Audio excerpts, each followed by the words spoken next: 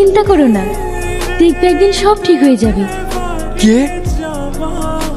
আমি। কি আশ্চর্য, তুমি কথা বলতে পারো? হ্যাঁ।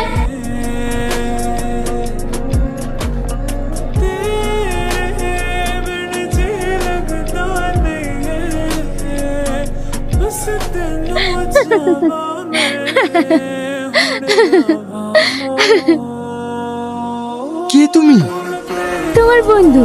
আমাকে বাঁচানোর জন্য তোমাকে অসংখ্য ধন্যবাদ।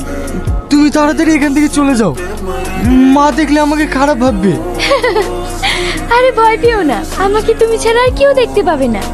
তার মানে তুমি খরগোশ না, পরি? হ্যাঁ। আমি তোমাকে সকালে জঙ্গলে ছেড়ে দিয়ে আসবো। কেন? তুমি আমার বন্ধু হবে না?